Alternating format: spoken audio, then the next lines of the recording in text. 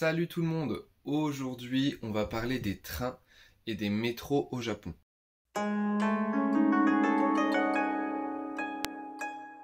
Donc, il y a vraiment beaucoup de choses à dire. Vous allez le voir dans cette vidéo d'ailleurs. Hein. Et j'ai eu beaucoup de mal à mettre tout ça en forme, en place, à écrire, parce qu'il y a vraiment plein de petites choses en fait, des petites exceptions, des trucs comme ça. Donc il y a plein d'infos que je vous ai pas mises en fait. J'ai essayé de faire en sorte que quelqu'un qui connaisse pas du tout, il écoute, il regarde ma vidéo, il voit mes exemples, tout ça, bah il sait utiliser le truc. Mais c'est compliqué parce que forcément moi, comme je connais bien le truc, ce que j'ai mis écrit, ça me paraît évident, mais pour vous, bah je sais pas, donc c'était super compliqué d'écrire ça, donc vous en faites pas, il y aura que des infos super utiles. Par exemple, le nombre de stations de métro dans Tokyo, on s'en bat les couilles, ça va pas vous aider à savoir utiliser les trains, enfin ça va pas être utile quoi. C'est des infos, c'est pour la culture G, donc vous en faites pas. C'est vraiment un focus sur ce qui est vraiment utile. Donc déjà, premier truc pour vous enlever un poids, voilà. Vous m'avez entendu dire train et métro, bah on s'en fout. Voilà, vous allez même sûrement pas du tout faire la différence entre les deux. Vous allez aller dans... Là je parle de Tokyo, hein, vraiment le focus sur un gros focus sur Tokyo. Mais genre, si vous prenez le métro ou le train, en fait vous allez pas... Même en cherchant, vous n'allez pas vraiment forcément faire la différence en fait. T'as l'impression que tous les trains c'est des métros en fait. Voilà, presque tous. Il y a quelques petites exceptions en vrai où tu peux vraiment t'asseoir comme un train, mais dans la majorité des cas, c'est vraiment, t'as l'impression que c'est comme un métro, bah ouais, à Rennes ou à Paris quoi. On va pas parler des Shinkansen, hein. Attention, c'est très différent. Les Shinkansen, c'est les TGV du Japon.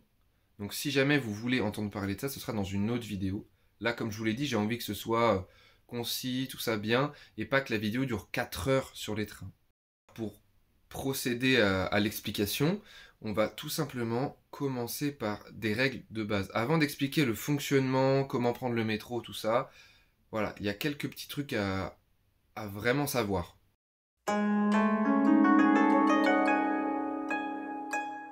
Donc première règle super importante, c'est même la plus importante je dirais, c'est les règles de savoir-vivre, de savoir-être, de comment tu te comportes dans le métro, à la gare. Il faut absolument respecter ces règles-là, hein, vraiment le maximum possible, même presque à la lettre en fait. Il faut se rappeler que quand on va là-bas, on n'est pas chez nous, on n'est pas en France, hein, c'est pas le bordel. Hein. Faut vraiment respecter les cultures, les coutumes de chaque pays qu'on visite d'ailleurs, hein, faut vraiment faire attention à ça.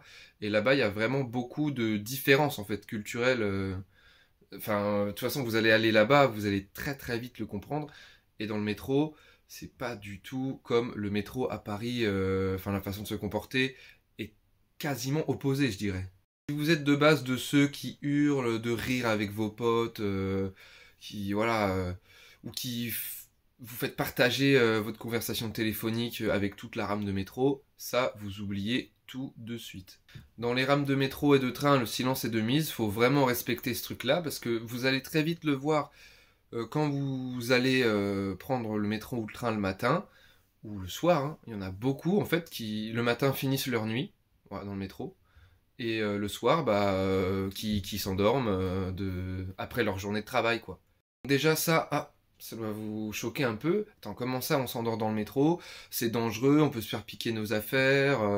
Eh ben non, là-bas, le métro, c'est une safe place. C'est un endroit où, voilà, le Japon de base, c'est une safe place, en fait. Tu vas pas te faire voler des trucs. Petit aparté, pour réserver une table, je sais pas, dans une terrasse, par exemple, tu vas mettre ton sac à main, il y aura ou tu peux même mettre ton téléphone sur la table. En vrai, si tu te le fais voler, ben vraiment, c'est improbable, quoi. Tu te feras pas voler. Tu fais ça en France, tu mets ton téléphone sur une table pour le réserver, au bout de 10 minutes, il n'y a plus de tel. Et 10 minutes, je suis sympa, tu vois. Continuons sur les règles de savoir-être, savoir-vivre. Donc, quand on est sur le quai et qu'on veut monter dans le train, c'est pas tout le monde est paquet, on s'en fout, voilà, faut rentrer dans le métro. Il y a des files d'attente. Chacun fait la queue, il y a des marquages au sol qu'il faut vraiment bien respecter, hein. Le train en fait va s'arrêter devant chaque marquage. On fait la queue au niveau des marquages au sol. Vous allez voir, c'est très précis, hein. Il y a des images qui s'affichent de toute façon. Et vous faites la queue. Vous doublez personne. Il faut vraiment comme dans une file d'attente classique en fait. Ensuite, une fois que le train arrive à quai, les portes s'ouvre, vous laissez descendre les gens. Vous rentrez pas en même temps ou le premier ou vous poussez pas. Vous laissez d'abord les gens descendre. Tout le monde le fait ça, tout le monde. Il y a peut-être 1% de Japonais qui le font pas, mais vous le verrez sûrement jamais en fait, vous le verrez pas. Et une fois que tout le monde est descendu, vous pouvez monter dans le calme, tranquille. Voilà. Après, il y a des exceptions, comme je vous l'ai dit. Si c'est l'heure de pointe, en fait, des fois, vous ne pourrez pas monter et vous attendez le prochain train, en fait. Mais toujours dans le respect de la file d'attente, tu laisses les gens descendre et tout, tu vois. Si vous avez besoin d'utiliser les escalators dans la gare, ce qui sera sûrement le cas, il faut vraiment vous positionner à gauche. En France, c'est à droite. Vous avez capté, quand on monte les escalators, toi tu te mets à droite, tu bouges pas, et ceux de gauche, ils tracent, tu vois, ils sont pressés. Et bah là c'est l'inverse. Il faut se mettre à gauche, et ceux à droite, ils tracent. Autre exception, là si on s'éloigne un petit peu de Tokyo, si vous allez dans le Kansai, genre à Osaka, tu vois, à Osaka, c'est l'inverse, c'est comme en France. Tu te mets à droite et ça trace à gauche. Je sais pas pourquoi, je comprends pas. Moi j'ai été super étonné quand j'y étais. J'étais resté genre 2 mois à Tokyo avec cette habitude-là, j'arrive là-bas, oh putain, c'est pas du tout comme à Tokyo en fait. Je sais pas pourquoi, mais voilà. Donc faut le savoir, si vous allez là-bas, c'est l'inverse. Les rames de métro, c'est des lieux calmes, silencieux. Comme je l'ai dit tout à l'heure, il y a des gens qui dorment.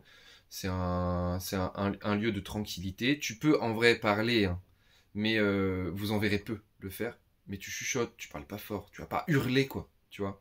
Tu peux passer un coup de tel, ça c'est pareil, c'est très très rare. Vraiment, en plus comme on est étranger, vaut mieux pas le faire, on va se faire mal voir, tu vois. Mais si tu vois un japonais passer un coup de fil, c'est possible. Mais tu sais, il va être comme ça, tu vois. Ou alors il va essayer de pas déranger ou parler tout bas. Tu vas pas comprendre ce qu'il dit en fait. Enfin, personne va entendre ce qu'il va dire.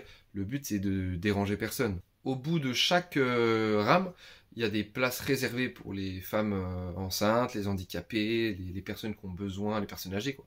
Donc il y a des pictogrammes, vous en faites pas, c'est marqué, soyez bien attentifs à ça, pour laisser votre place en cas de besoin. Alors on peut utiliser ces places-là, en vrai, il y a plein de Japonais qui utilisent ces places, surtout pendant les heures de pointe, on va dire. Si c'est pas une heure de pointe et qu'il y a d'autres places, n'y allez pas. Mais si jamais c'est une heure de pointe, utilisez-les. Mais soyez attentifs à qui rentre dans la rame, et si jamais il y a une femme enceinte, levez-vous tout de suite et donnez votre place, c'est normal. Pas manger non plus dans le train. Alors, on peut pas manger, moi je pense que j'ai une explication.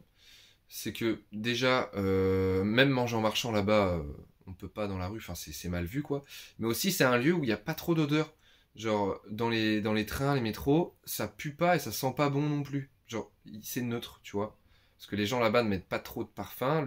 Parce que même le parfum, en fait ça pue quoi. Genre c'est, tu vois, tu déranges les autres avec de l'odeur. Pareil, au Japon c'est mal vu de se moucher, vaut mieux renifler comme ça. Bon, je sais pas pourquoi, mais peut-être parce que du coup t'expulses tes germes, voilà. Donc vous mouchez pas comme un gros malade dans le métro. Vous verrez aussi beaucoup de personnes avec des masques dans les transports en commun, plus que dans le reste du pays en fait. La moitié en fait je dirais ont des masques, surtout que là, bon ça fait pas non plus super longtemps que le Covid est passé, ça fait que quelques années, donc il y en a encore beaucoup qui ont gardé ce réflexe-là pendant encore beaucoup de temps d'ailleurs, enfin pendant beaucoup de temps le port du masque était obligatoire dans les transports en commun. Mais bon, si vous êtes malade, mettez un masque. Voilà. Si vous éternuez, si vous toussez, mettez un masque, c'est un peu dans leur coutume. Le but c'est de préserver les autres en fait. Rappelez-vous juste aussi que c'est un lieu public, un lieu voilà que tout le monde utilise, c'est à tout le monde, c'est un espace commun et il faut vraiment ni dégrader le matériel, tout ça, ni déranger les autres. Voilà, le but c'est de se fondre dans la masse, que tout le monde passe un bon voyage, il n'y en a pas un qui va être au-dessus des autres. Pour les règles de savoir-vivre, hein, il y a des trucs que vous devez savoir quand même. Attention, bon ça je pense que vous le savez déjà, mais dans le Japon il n'y a pas beaucoup de poubelles. Voilà, donc dans les trains il y en a encore moins, hein, parce que ça vient de là en fait, c'est à cause de l'attentat dans la gare en 95. Donc il y a encore moins de poubelles. Enfin, donc si vous avez des déchets, les laissez pas traîner par terre ou dans la rame de métro comme à Paris là. Gardez ça dans votre sac à dos. Donc, méfiez-vous, si vous, je sais pas, vous avez une bouteille d'eau, c'est chiant, bah tant pis, vous l'avez dans la main quoi. Aussi, autre truc, ça vraiment incroyable, faut vraiment y penser.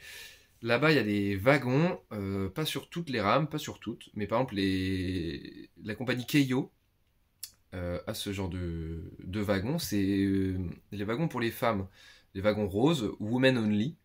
Bon, vous le verrez, le wagon, voilà, justement, il y a des trucs roses dessus, il y a marqué women only, même pour faire la queue. Et puis vous verrez bien que dans certaines gares, je sais pas, il y a le bout de la gare, enfin du quai, un dixième du quai, il y a que des meufs. Que ça, il y a que des femmes. Vous êtes là, mais attends, c'est trop bizarre, il y a que des femmes au même endroit paquet. Bah en fait, elles font la queue, elles attendent pour rentrer dans le wagon pour les femmes. Il n'y a pas de wagon pour les hommes, c'est les wagons pour tout le monde, tu vois. C'est pour éviter, comme là-bas, il y a beaucoup en heure de pointe, des gens qui se collent, et qu'il y a un peu ce phénomène de frotteurs un petit peu, des gens qui prennent des photos sous les jupes des filles. Bah pour éviter ça, il y a des wagons réservés pour les femmes. Donc c'est pas à toutes les heures, c'est pour les heures de pointe. Par exemple, si vous prenez le train à 15 heures, il y aura toujours les pictogrammes, enfin voilà, le wagon reste le même, mais les mecs peuvent rentrer dedans, mais attention, à partir de 18 heures, que les femmes. Que les femmes. Donc pour éviter les problèmes, même à 15 heures, prenez les rames normales. Hein. Prenez tout le temps les rames normales, sauf si vous êtes une femme, bien sûr. Là, vous avez bien sûr le droit de rentrer dans ce genre de wagon. C'est normal. Donc voilà, pour ce dernier point, faites vraiment gaffe. Je sais pas si vous êtes en confiance, vous êtes voilà, vous connaissez bien, je sais pas, la rame. Moi, c'était ça en fait. J'avais ma musique et tout. Je prenais tous les soirs le même train pour rentrer. Et en fait, je suis jamais allé au bout de la rame, tu vois, au bout du quai. Je suis jamais allé tout au bout du train, en fait. Jamais, jamais. Bon, à un moment, je sais pas, je vais au bout.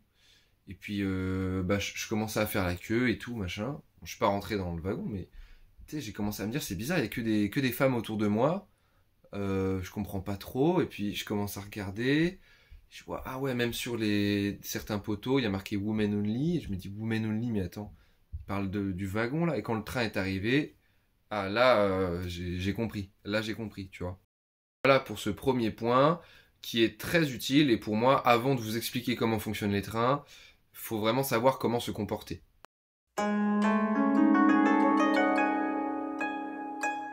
Deuxième point à savoir important aussi, c'est que là-bas, il y a plusieurs compagnies. Il n'y a pas, comme chez nous, la RATP à Paris, par exemple. Là, je prends l'exemple de Tokyo. Mais à Tokyo, en train, je parle que des trains là pour l'instant, il y a la JR Line, la compagnie. C'est la plus grande compagnie de train. On va comparer ça à la RATP, on va dire quoi. C'est vraiment eux qui gèrent les trains dans Tokyo. Mais il y a d'autres compagnies. Il y en a 12 en plus, 12 compagnies. Par exemple, je parlais de la Keio Line tout à l'heure. Keio, c'est une autre compagnie. Donc en tout, il y a 13 compagnies différentes. Donc attention, tu vois, faut pas se mélanger. Et il y a aussi le métro, deux autres compagnies, donc la Toei et Tokyo Metro. Donc vous n'allez pas vraiment faire la différence entre les deux. Donc dites-vous qu'au lieu de 13 et 2, il y a 15 compagnies de train, métro, mélangées. 15 compagnies différentes. Mais à quoi ça sert de savoir ça, vous allez me dire, parce que j'ai dit que j'allais pas donner des infos inutiles. Et ça, vous allez le comprendre plus tard avec les tickets, vous verrez qu'il y a vraiment une incidence. Et ça peut aussi être utile pour ce genre de choses. Regardez le plan. Là, il y a toutes les compagnies, tout mélangé, on comprend rien, il y a trop de stations, c'est le bordel, trop de couleurs. C'est galère, ça a pas l'air super simple. Je suis d'accord avec vous, ça fait vraiment très peur. Et là, en prenant cas par cas, par exemple là, les JR, bon, JR, il y a beaucoup. Hein. On voit d'ailleurs la ligne verte qui fait un rond au milieu, je crois que c'est vert, c'est la Yamanote Line. C'est une ligne circulaire que vous emprunterez sûrement beaucoup. C'est l'une des plus blindées de la ville d'ailleurs, faites attention. Hein. Donc ces plans-là, de chaque compagnie, c'est au-dessus de chaque endroit où on achète des tickets pour les compagnies parce que les bornes sont différentes en fonction de où on veut acheter un ticket. Si tu veux acheter un ticket pour, par exemple, la Yamanote Line, tu veux utiliser ce trajet, enfin cette ligne-là, tu veux l'utiliser. Si tu veux acheter un ticket, il faut que tu ailles sur les bornes JR. Si tu vas sur les bornes de la Keio, tu ne pourras pas acheter ton ticket pour la Yamanote Line. Voilà. Donc attention, Yamanote Line, c'est pas une compagnie. Vous avez compris? Yamanote Line, c'est une ligne de la JR Line. Vous avez capté? Il y a, je vous le redis, 13 compagnies de train, 2 de métro. 13. Donc, vous allez voir qu'il y aura, je crois qu'il y a la Sobu Line, enfin chaque ligne, on va dire, de la JR a un nom, voilà, un nom, en plus d'un numéro, donc faut pas confondre, Yamanote Line, c'est pas une compagnie. Donc comme je le disais, les plans sont dans toutes les gares, rassurez-vous, il y a des plans, mais attention quand même, attention, parce qu'à certains endroits, les plans là, c'est bien beau, mais si les noms de stations sont pas écrits dans une langue que nous on peut comprendre, eh ben ça peut être très très vite chiant, très très vite embêtant. Imagine tu es allé à la gare, voilà, la gare de Shibuya. Très bien, ok, tu regardes le plan, mais tu sais pas exactement où c'est en fait Shibuya, donc tu regardes un peu, et oh, c'est pas marqué en anglais. Misère.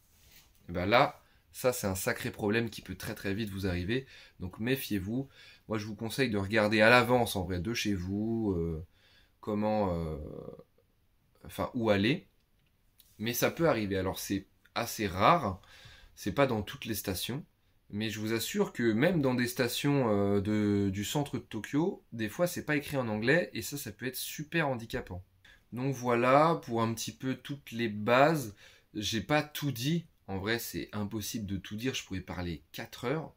Mais je pense qu'avec ce que je vous ai appris, vous avez assez de bases, vous avez des connaissances suffisantes pour pouvoir mieux comprendre le train et le métro et pour pouvoir comprendre surtout la suite et le fonctionnement. Maintenant, du coup, on peut rentrer dans le vif du sujet.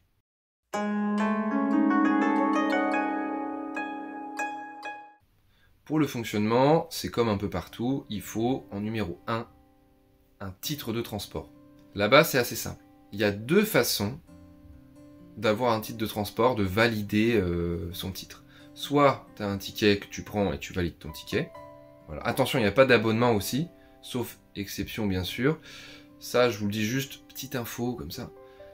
Il y a des abonnements, mais pour des trajets précis, d'un point A à un point B, toujours le même, tu vois. Donc ça, c'est plus pour ceux qui résident là-bas. Ton trajet de travail, c'est toujours le même, tu prends ton abo. Donc, vous, en tant que touriste, cherchez pas des abos. Il n'y a pas. Cherchez pas. Soit vous payez un ticket, du coup, soit vous prenez une IC card. Par exemple, ma carte ICOCA.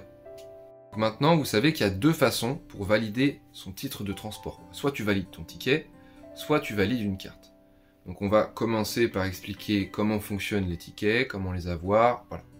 Donc en globalité, il faut savoir que c'est pas du tout comme chez nous. Chez nous, imagine, je prends mon exemple, t'es rennais, tu payes ton ticket 1,50, 1,60, je sais plus trop là, et hop, pendant 1 heure, tu peux prendre tous les transports que tu veux de la compagnie qui t'offre ce ticket-là.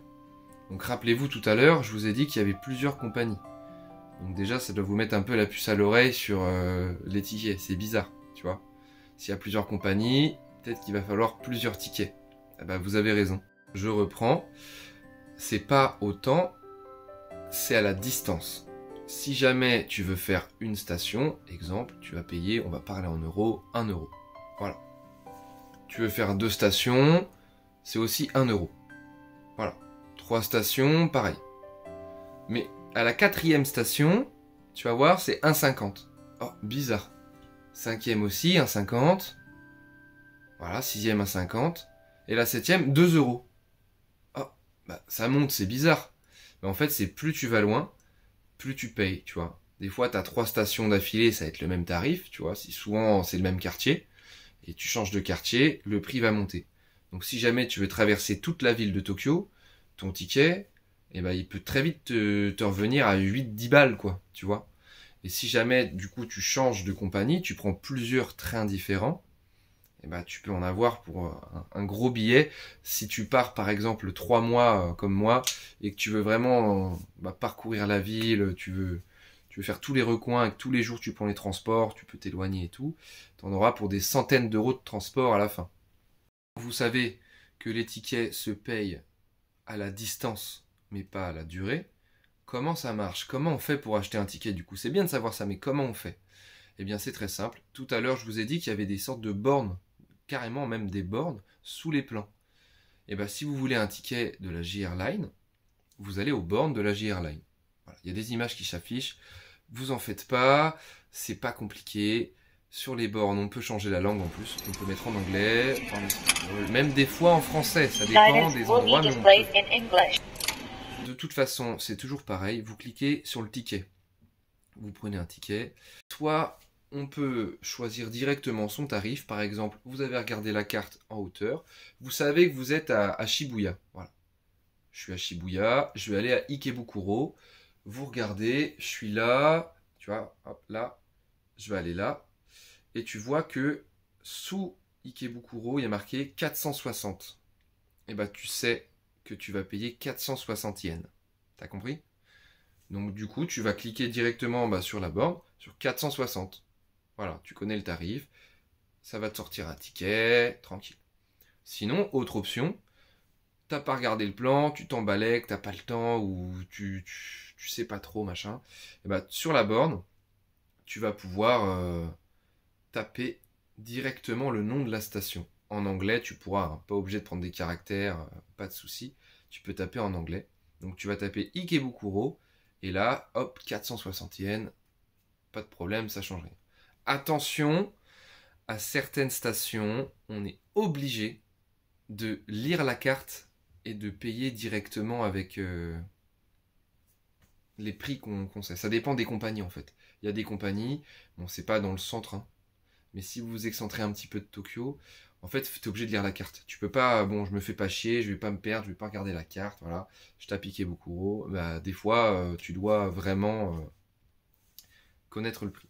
Donc attention à ça. C'est juste pour vous dire que tout ce que je vous explique, c'est dans 95% des cas, machin. Mais il y a quelques exceptions, soyez pas étonnés, c'est normal. Voilà, il y a des endroits, il y a des exceptions, c'est pas 100% partout pareil non plus. Donc voilà pour les tickets.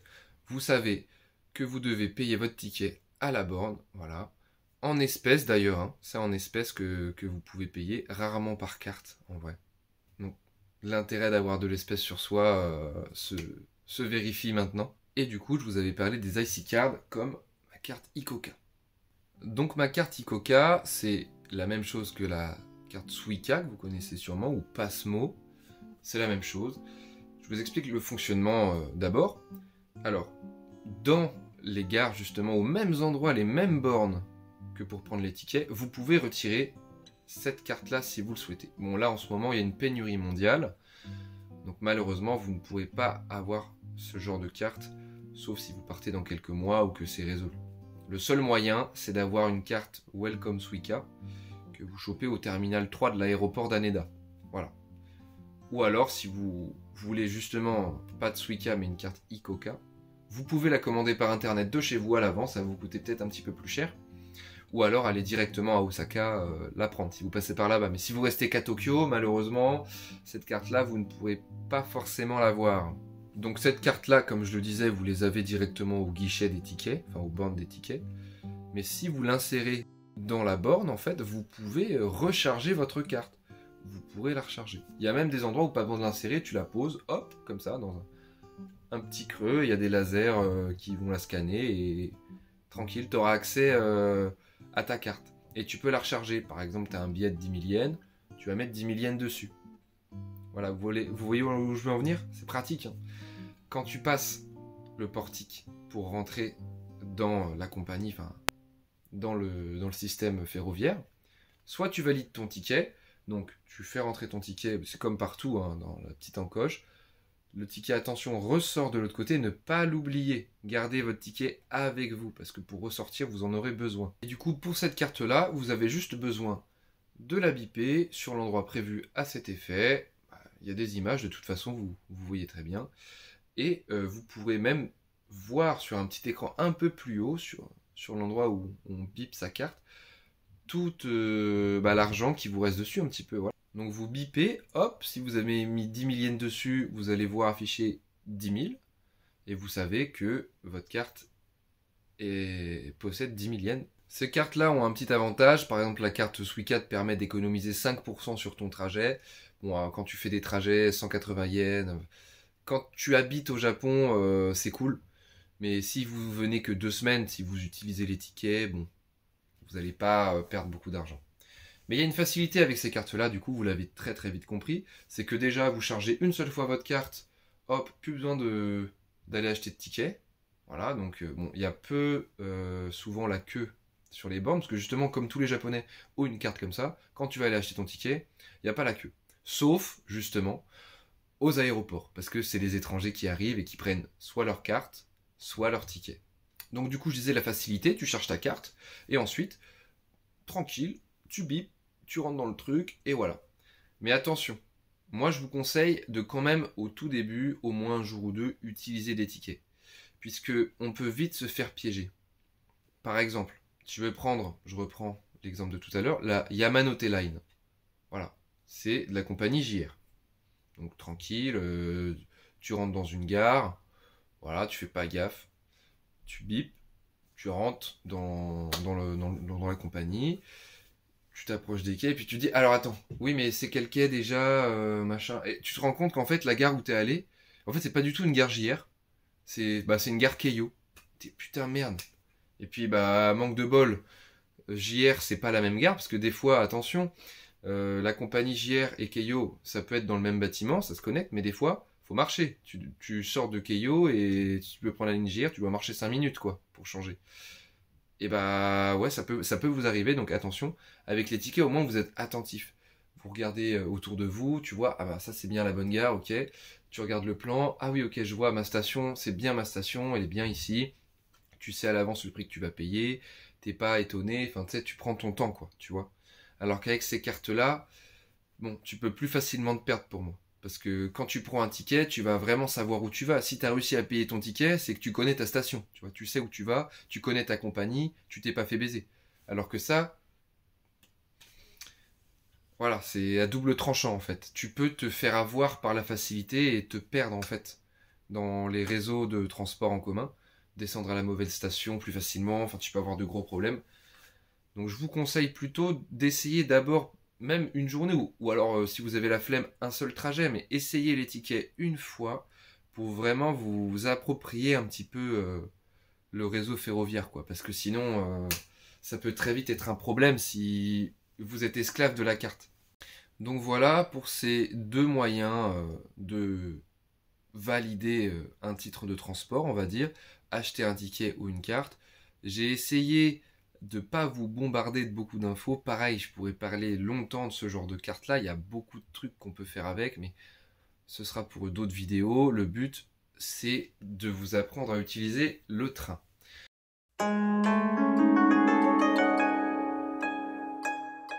Aussi, vous avez sûrement dû vous poser la question, mais attends, mais qu'est-ce qu'il me raconte, Kian, là? Si jamais je valide ma carte, par exemple, pour rentrer, voilà, j'ai que 180 yens sur ma carte. Mais que je veux faire un trajet d'une très longue distance qui va me coûter plus de 500 yens. Attends, mais comment ça va marcher? Eh bien, vous allez valider votre carte, vous allez voir qu'il y a 180 yens. Après, votre carte, c'est pas où vous allez, hein. Juste, vous rentrez dans le réseau. Voilà. Vous prenez le train, mais misère. Attends, mais comment je vais faire pour payer? J'ai pas assez. Comment la carte va faire? Il y a des contrôleurs. Il n'y a pas de contrôleurs. Pareil, il y a des rares exceptions où il y en a, mais vous en verrez pas, vous. En vrai, vous verrez pas de contrôleur. Si vous partez 2-3 semaines, vous restez à Tokyo, vous verrez pas de contrôleur. C'est mort. Donc vous validez votre carte.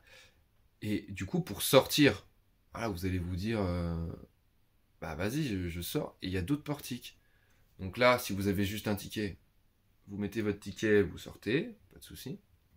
Mais votre carte, il n'y a pas assez d'argent dessus en fait. Merde, tu vas mettre ta carte, t'es bloqué, tu peux pas sortir. En plus, là-bas, les portiques, c'est particulier. En fait, ils sont quasiment tous ouverts, tu vois. Tu peux passer librement. Et tu valides ta carte. Si c'est bon, t'as assez d'argent dessus, t'es crédité, ça reste ouvert. Si c'est pas bon, ça devient rouge, bang, ça se ferme. Alors qu'en France, c'est un peu l'inverse. Tout est fermé, tu valides pour te laisser passer. Tu vois ou pas? C'est un peu bizarre. Bon, il y a quand même des trucs, c'est un peu buggé, c'est fermé, mais vous verrez, s'il y a des trucs ouverts, faut pas passer comme ça, hein. Validez votre carte, sinon ça va se refermer sur vous et ça peut vous niquer les jambes. Carte, et bah, il y a un système d'adjustment. On appelle ça adjustment. C'est à peu près la même chose que les bornes pour les tickets, mais c'est jaune, c'est les bornes jaunes. Il y a marqué adjustment. Il y a souvent marqué un petit peu au-dessus de la borne, c'est les bornes jaunes. Il y a à toutes les stations, même les petites stations de campagne, toutes pourraves, où il n'y a qu'un seul guichet, enfin il y a une seule borne pour acheter des tickets, et bah quand même, sur le quai, il y aura adjustment, tu vois. Il y aura quand même cette borne-là, même si personne ne va l'utiliser de l'année, il y aura quand même la borne. Donc alors, vous prenez votre carte, et du coup, bah, vous restez dans le circuit, hein, et juste à côté des portiques, souvent, il y a la borne d'adjustment, même des fois plusieurs, selon les gares. Tu mets ta carte comme pour charger de l'argent dessus. Mais en fait, c'est juste que tu charges de l'argent dessus. Voilà. Tu remets de l'oseille. Tu remets de l'argent sur ta carte. Donc, tu remets un billet de 1000 et hop, au lieu de 180, tu as 1180. Et ensuite, au portique de sortie, c'est bon, t'es plus bloqué. Tu peux te faire débiter. Pas de problème. Et pareil pour les tickets. Adjustment, c'est aussi un moyen d'éviter de descendre en fait à la station d'avant. En fait, tu veux pas. Imaginons. T'es à Ikebukuro, pareil. Hop, tu vas aller à Shinjuku. Et puis tu reçois un message de ton pote que tu dois rejoindre là-bas. Misère, en fait, le gars il est à Shibuya. Ah, putain, c'est chiant quoi. Donc tu te dis, misère, je dois descendre, je sors du truc, je dois reprendre un ticket, re-rentrer dans le train d'après. Ah, c'est relou, tu vas être en retard quoi. Et ben c'est pas grave. Ton ticket, il est quand même valide. Juste que quand tu descends à Shibuya, donc tu restes dans le train, une fois que Shinjuku est passé, même si tu as dit à ton ticket que tu allais à Shinjuku, c'est pas grave. Comme je vous l'ai dit, pas de contrôleur, tu vas pas avoir d'amende. Quand tu arrives à Shibuya, pareil, si tu veux passer ton ticket, ça va pas passer. Lumière rouge, les portiques vont se refermer. Mais tu vas à l'adjustment, tu mets ton ticket, tu le rentres dans la machine, et hop, il va voir où est-ce que tu as acheté ton ticket de base. Donc tu as payé 400 yens, imaginons. La machine va détecter que tu as payé ton ticket 400 yens, et il manque 100 yens du coup pour ton trajet. Voilà, en fait ça t'aurait coûté de base 500 yens. Donc tu sors une petite pièce de 100 yens, tu mets ça dans la machine, et hop là ça équilibre un petit peu ton ticket, tu le rehausses, tu le remets à 500 yens, et hop tu peux sortir. En gros c'est pour vous rassurer. Imaginez, exemple, vous êtes paumé de fou, pau max. Vous savez que le train que vous voulez prendre, c'est lui là, sur ce quai là. Voilà, c'est ce train. Vous devez passer le portique. Vas-y, tu connais ta station aussi, mais tu trouves pas sur la carte, t'arrives pas trop, c'est un peu chiantos. Tu vas sur la borne, tu payes un ticket 180 yens. 180, voilà. Tu prends un ticket au hasard en fait, au pif. Tu rentres dans le circuit, tu prends ton train. Et à la station où tu vas descendre, tu vas à l'adjustment et tu vas équilibrer ton ticket. Tu vas rehausser le prix, quoi. Donc pas d'inquiétude. Si vous vous trompez, c'est pas grave, c'est pas grave. Même si votre carte au final, oh mince, j'ai pas assez, c'est vrai, c'est pas grave, c'est pas un problème. Il y a l'adjustment. Ça, c'est un stress en moins, donc faut juste avoir de l'argent sur soi, hein, c'est tout. Si vous avez de l'argent sur vous, de toute façon, si vous êtes en vacances, en voyage là-bas, vous avez forcément de l'espèce sur vous. Voilà, prenez toujours de l'espèce au cas où. Et donc c'est un stress en moins. Si jamais en fait, pareil, tu t'es trompé, t'as confondu Shibuya et Shinjuku, je sais pas, ah mince, t'as été trop vite. Tu te dis pas, mince, je me suis trompé de station, c'est pas là que je veux aller. Bon, allez, Inch'Allah, y a pas les contrôleurs, je vais prier et tout. Pas de problème, pas de stress, arrête de suer, tranquille. Il y a l'adjustment à l'arrivée. Bref, voilà pour l'adjustment. Ça, c'était très très important que je vous l'explique. C'est vraiment une feature du métro là-bas. C'est trop trop trop bien.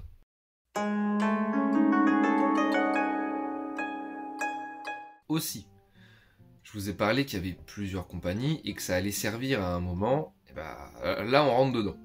Donc comme je vous l'ai dit, il faut acheter des tickets selon la compagnie. Et là, c'est pareil. Si tu es avec ta carte, bon, c'est pas trop grave, parce que si tu sors de la ligne Keio, tu auras un autre portique, et hop, tu vas pouvoir aller, tu pourras rentrer dans la JR Line. Ça va te débiter en fait de Keio et te faire rentrer dans JR, tu vois. Mais si tu as ton simple ticket, tu vas mettre ton ticket dans le portique, et il va te recracher ton ticket, tu pourras pas passer. Tu te dis merde, comment je vais faire? Un peu plus loin là-bas, en fait, il y a d'autres portiques, mais juste pour sortir de la gare, on va dire, pour sortir du circuit. Donc, tu prends ton ticket pour sortir du circuit, et tu vas ensuite à une borne JR pour prendre un ticket JR, parce que tu avais un ticket Keio, ça marche pas, hein, tu vois. Tu payes ton ticket JR, et tu re-rentres dans le circuit, du côté JR, pour prendre le train. T'as capté? Donc avec la carte, il y a une grande facilité, je vous l'accorde, c'est vrai. Tu peux faire tes changements de compagnie sans ressortir du réseau.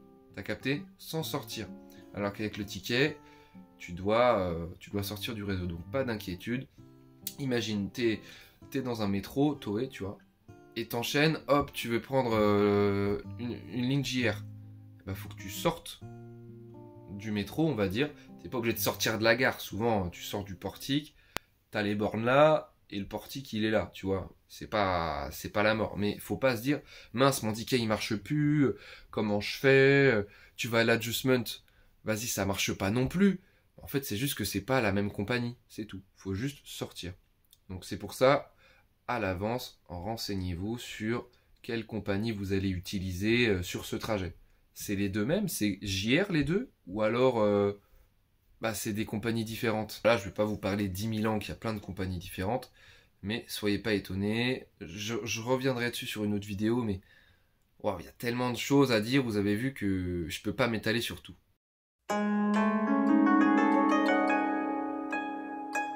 Maintenant, pour se repérer, pour prendre le train, voilà, à chaque fois je vous dis de vous repérer à l'avance, de savoir les compagnies. Donc il y a des moyens assez simples, hein. Soit vous avez un plan, voilà, à l'ancienne, vous savez. Soit vous savez de base, en fait, vous savez juste. Soit vous regardez les plans de la gare, ou alors, le plus gros conseil que je peux vous donner, meilleur, c'est utiliser Google Maps. Maps, là-bas, c'est une institution, c'est un truc de ouf. Il va te dire les changements que tu dois faire, le numéro du train ou le nom du train, la compagnie, les minutes près, le numéro du quai, même si le machin il change de quai, il y a un petit problème, Maps va te le dire. Et ça va tout faire coordonner tout bien, enfin tes changements, tout va être parfait. Donc utilisez Maps. Par exemple, tu veux faire Shibuya Ikebukuro, et bah tu mets Shibuya Station et Ikebukuro Station, voilà, sur itinéraire. Là, je vais faire un exemple avec cet exemple-là. Et vous voyez, voilà, les trains qu'ils proposent, les horaires, comment ça se passe, le numéro du quai. Mais je vous conseille d'utiliser ça parce qu'attention, c'est très facile de se perdre dans certaines gares. Les petites gares de campagne, bon, il y a une station, voilà, ça passe. Il y a un seul quai ou deux quais, voilà, pour aller et revenir. Mais il y a des très grosses gares, il y a 3 gares à plus d'1 milliard de voyageurs par an. Vous imaginez bien que la gare elle est immensissime, il y a une vingtaine de quais différents, il y a toutes les compagnies qui passent dedans en fait. Il y a des gares où il y a 6 ou 7 compagnies, tu peux vite te perdre, tu sais pas par où valider ton ticket, tu sais pas quelle compagnie est la bonne, quel numéro, tu comprends rien, t'es perdu. Utilisez Maps, ça va vous simplifier la vie. Et dites-vous que même si vous avez plus de 4G ou plus de 3G, dans la plupart de ces grosses gares-là, il y a le Wi-Fi gratuit. Et attention aussi dans les gares, parce que si jamais vous êtes timé, il y a un timing pour vous. Vous arrivez à la gare de Shinjuku, voilà, et vous vous dites, bah vas-y, je vais prendre mon autre train direct. Et bah des fois, dans cette gare-là, réel, tu dois marcher 20 minutes pour changer de train. Dans la gare. La gare est immense. Je sais plus si c'est la plus grande du monde, mais ça l'était à un moment. C'est l'une des plus grandes du monde, c'est pas la première, c'est la deuxième, mais en tout cas c'est la plus fréquentée du monde, ça c'est sûr, la plus fréquentée du monde. Il y a 1 milliard 400 millions de voyageurs par an, c'est le bordel, il y a plein de gens qui se croisent et tout, machin, c'est n'importe quoi. Donc faut prévoir aussi le temps de changement, surtout que quand on connaît pas au début, tu vas arriver dans cette gare-là, t'inquiète que Maps il va te dire... techniquement en 7 minutes tu peux faire le changement en marchant bien vite, tu vas mettre 30 minutes à trouver le truc, tu vois. Mais du coup là aussi, rassurez-vous, si tu rates ton train, il y en a tous les quarts d'heure en vrai max quoi. La plupart du temps c'est toutes les 10 minutes, et même aux heures de pointe c'est toutes les 3-4 minutes, 5 minutes t'as ton train. Donc il n'y a pas de souci, prends ton temps, si tu rates ton train, il est 18h10, tu vois, c'est pas grave en vrai. Le temps que tu arrives au quai, il y en aura 5 de passés, et il y en aura un 6e train, tu vois. C'est pas grave. Là, j'en arrive aux horaires aussi. La plupart du temps, les gares, elles ouvrent à 5h. Les premiers trains, c'est 5h. Et vous pouvez prendre le train jusqu'à minuit et demi, minuit 40 souvent, quoi, tu vois. Après 1h du matin, c'est plus compliqué de prendre le train. Mais du coup, si jamais vous êtes pressé à 20h, peur de rater le train, misère, 20h, c'est pas grave. Il y aura des trains après, il n'y a pas de souci. Vous n'allez pas attendre 3 heures ou dormir dans la gare. Surtout si vous êtes dans Tokyo et dans le centre, quoi. Enfin, vous allez jamais attendre plus de 10 minutes. Donc du coup, les 3 gares où je pourrais vous mettre en garde, attention, des choses comme ça. Il y a les gares de Shinjuku. Voilà, Shinjuku, attention, immense gare. La gare d'Ikebukuro, pareil, c'est compliqué.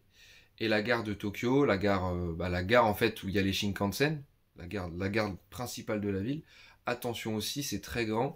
Et spécificité également, si jamais vous arrivez en fait avec un Shinkansen, vous rentrez dans la gare et tout, vous vous dites mais putain, je veux prendre maintenant une JR, une ligne JR normale, un train, puis un TGV. En fait, c'est pas au même endroit. Tu dois sortir du réseau Shinkansen, on va dire, tout en restant dans la gare, pour rentrer dans un autre, dans le réseau des trains, en fait, des petits trains de ville. Donc attention aussi. Mais vous en faites pas. Je parlerai des grosses gares, de différentes gares dans une partie 2 et des Shinkansen dans une partie 2. Donc voilà pour la partie 1. J'espère que c'était pas trop long, pas trop compliqué. J'ai vraiment essayé de vous résumer les infos les plus en fait utiles. Mais tout faire tenir dans une vidéo, c'est impossible parce que déjà là, la vidéo va être super longue. Et raccourcir le truc, tu sais, je peux pas faire un résumé de résumé de résumé, au final, vous comprenez rien. Là, déjà, j'ai beaucoup résumé, j'ai enlevé des trucs. Bref, j'espère que ça vous aura été utile, que si vous êtes parti de zéro, que vous connaissiez rien au système ferroviaire de Tokyo, j'espère que ça vous aura ouvert un peu l'esprit et appris des choses. Bref, bisous les gars.